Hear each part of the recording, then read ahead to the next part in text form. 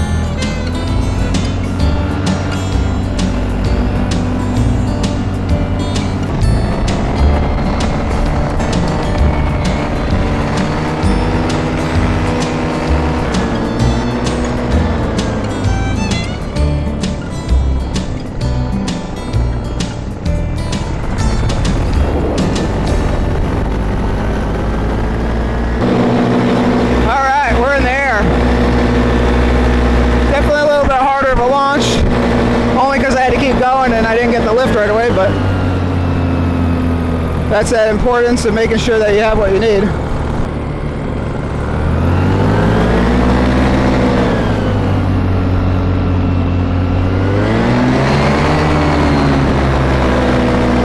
All right, let's get in the seat.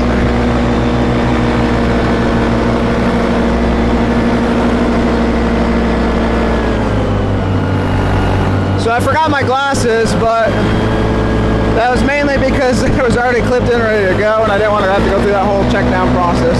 I have a whole safety thing that I go through before I get in there. Beautiful morning. So we are less than a month away from my next fly-in, so definitely excited for that.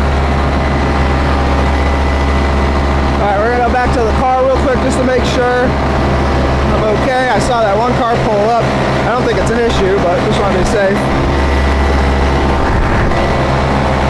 So we definitely got some bumps a little bit higher up, but nothing too crazy. So I'd say this is about a 4 or 5, 10 being dangerous.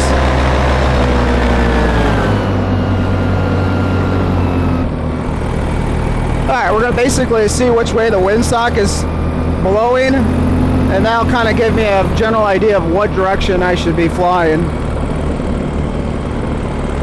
Open those bad boys up. Or I probably just closed it, one of the two. Windsock still looks like a limp noodle. I really don't know which way the wind is exactly headed.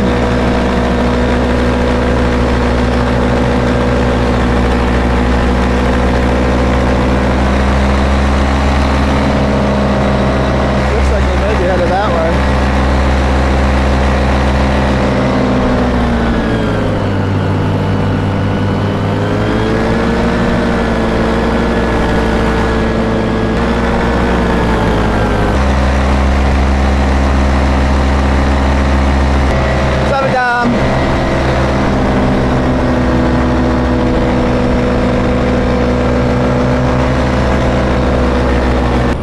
So as you just saw, I have a tether for my phone now, which will be nice. I've always kept it in my pocket or somewhere, but thank you, Mark Honeycutt, for the idea. On the little clip that he recommended.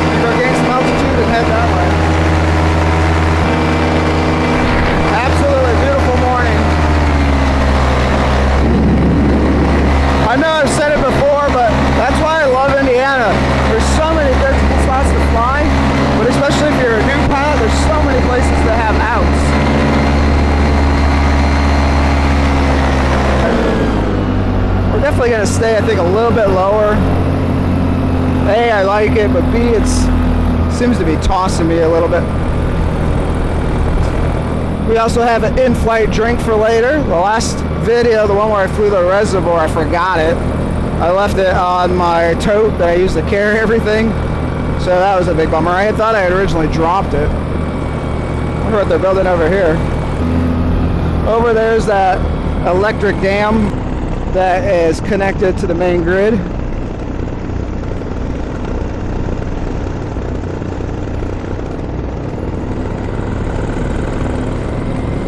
Kind of skirt around the outside, kind of see what they're doing.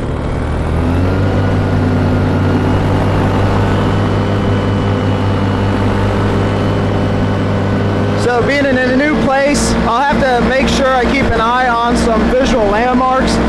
It is real easy to get turned around down or up in the sky. So we got our straight ahead of that, what is it, water dam, hydroelectric dam, whatnot. So we know that we are pretty much over in this direction away from it. So we'll use that as one of our visual guides, kind of see what happens.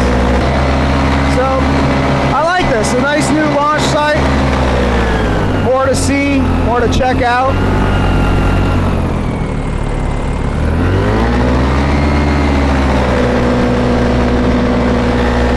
That water looks habitable.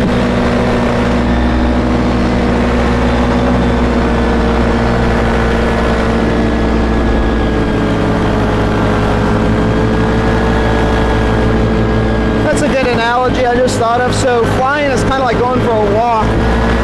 Kind of got a general idea where you're going, but you're mainly going to just see the sights. The cool part is I can see it from a whole different view.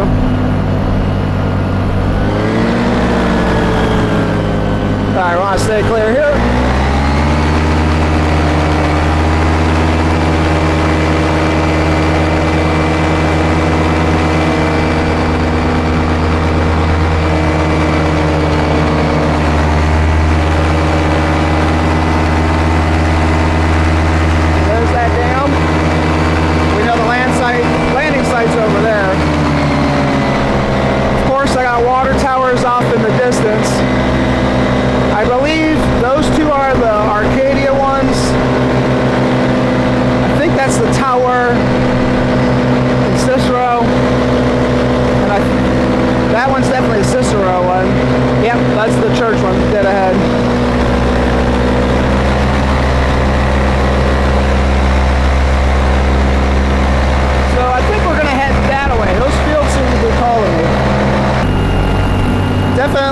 Choppier once you get to about 800 feet or more.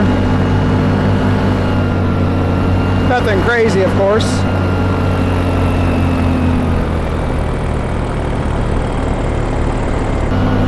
We'll cut our way through the fields. So it looks like our headwind is definitely this way. So, good to know now.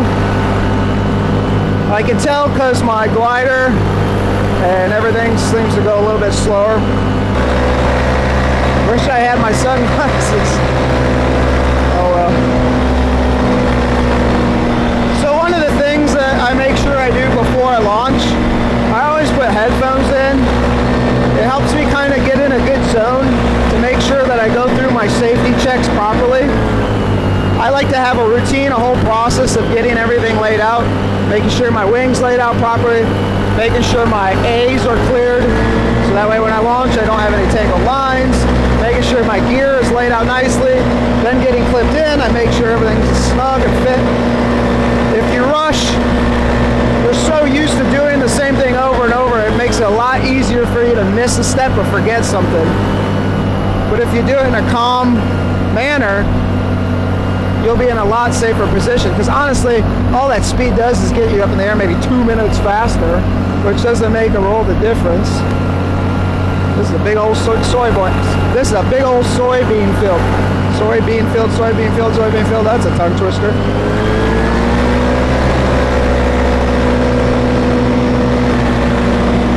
So we still have our spatial awareness. I know that the power plant's somewhere over here. So that's one thing I always make sure of as I go through these fields. because I keep that spatial awareness of where I'm at. Also, I've talked about it before, power lines, always got to make sure I'm aware of them. They tend to be always at the edge of these fields, but you never know. This canyon was calm for me, but I'm definitely getting some wind, so I'll get a little bit more height. Bring up that margin of air. Try to see what that white thing is dead ahead. Alright, I'm getting a little bumpy, so my height needs to be brought into consideration as I pass by these branches. Don't want to snag them. They will grab a hold. It's probably some type of drainage pipe. Yeah. I think that's the pipes that help drain these fields, if that's what I know about them, which is very little. Without my glasses, I can't see crap. Oh no, are those balloons? That's what happens when you let go of your balloons. They gotta come down somewhere, so someone lost their balloons in this field. You launched them a couple days ago. Here's where they're at. I'm gonna fly directly over, see if my prop blast kicks them up. Hopefully I don't kick them up into my prop.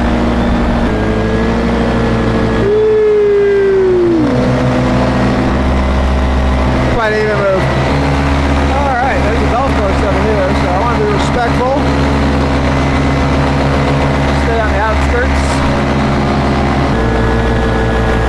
See one or two carts out. So golf was going to be one of the things that I was going to try out before I settled on paramotoring. I've only played once with my father, so I've always wondered how good I'd actually be, and that was part of the reason why I chose not to, was because I felt that my learning curve was going to be so drastic. Huh. I wonder what those fans for. Do they dry off the ground? That's pretty cool. So high voltage dead ahead. Definitely have to keep an eye out for that. So with that, we're gonna go right. Auction site up here in Hamilton County. So we flew in this area a couple videos back. It's the one where I tripped and fell. So this area is close to that launch site. So as you can see from the grass below me, that's what I ran into. Since it wasn't mowed or whatnot, as you can see, it's a high trip factor trying to launch into this. But I had that itch. It's about to be monster time. I have my energy drink to wake me up.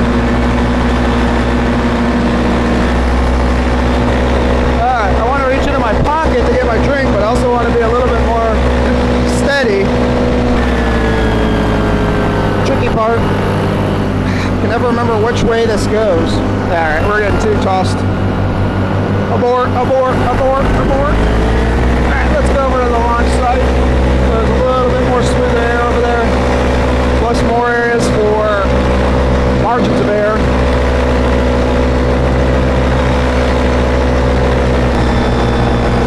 There's the zipper. Trick is not to kill the engine. There we go.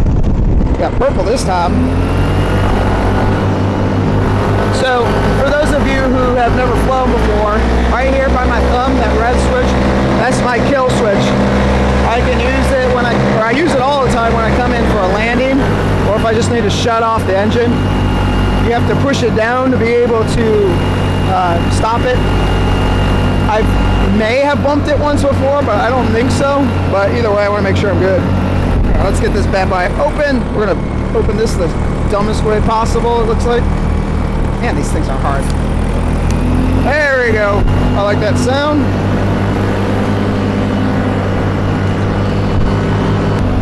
Alright, the worst part is, right when I took a sip, I realized I gotta go to the bathroom soon.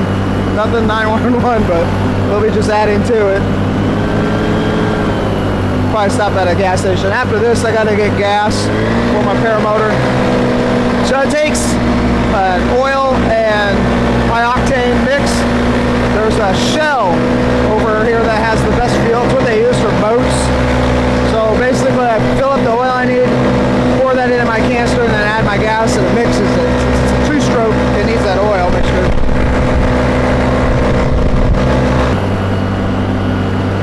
Another thing I just realized why I like my Paramotor, here, is I get to see spots that normal people don't. You know, they're just driving by.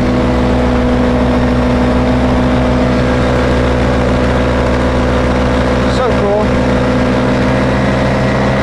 Didn't mean to scare you guys.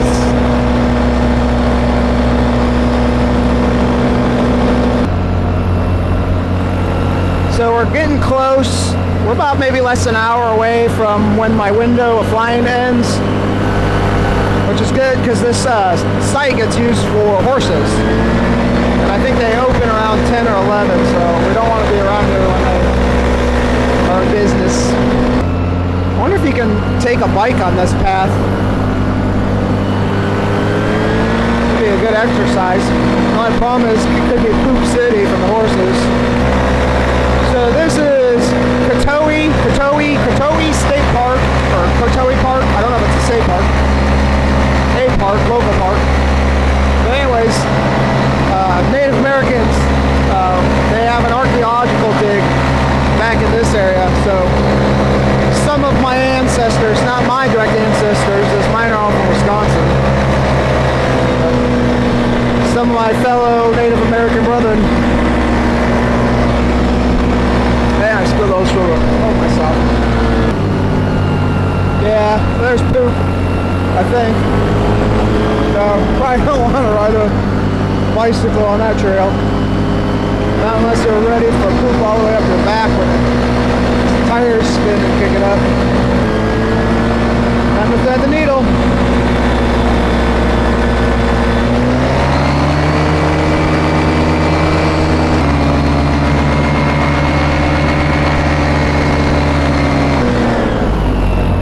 Across the street. Woo-hoo!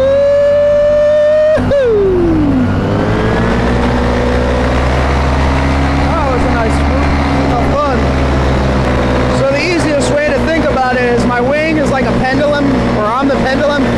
So it's constantly swinging me out if I turn those corners. So as I turn the corner, my momentum is being flung.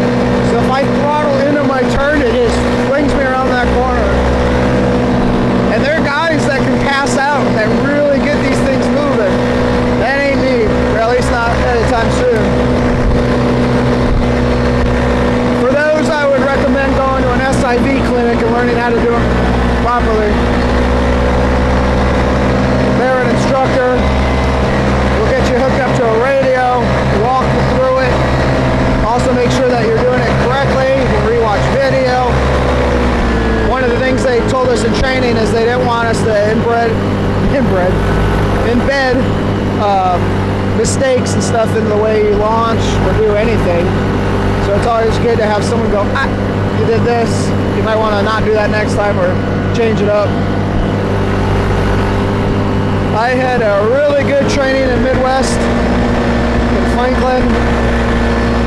Also met a lot of cool people that have helped me grow. Wouldn't change it for anything. Alright, I think we're going to bring this flight to a close. So what I'm going to have to do to plan for this landing is, since I'm coming in probably crosswind, because just the way that field is laid out, I'll probably have to find the area of least resistance. So I'll definitely not come that way, as I'll be flying more with the wind. So I'll probably have to come in on the right. Well, my left going to the right. So I think we'll fly by, drop off our drink, circle back, and come in for a landing. Alright, so what we're going to do on the second pass is come back in for our landing. We'll swoop in and go over the right and land right over the top of the fence. But first, I gotta get rid of my drink.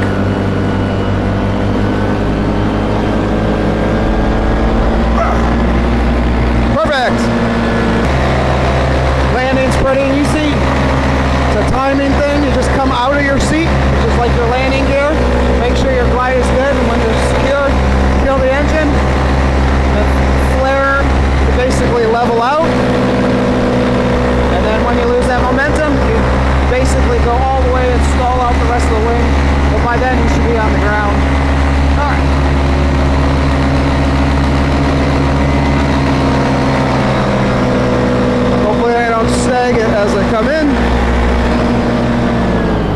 height we want. Go ahead and come out of the seat. Drop the engine. All right. We're good. Kill the engine. Flare. And then drop it. Yeah, textbook landing. That's how we do it, kids. That was a fun flight.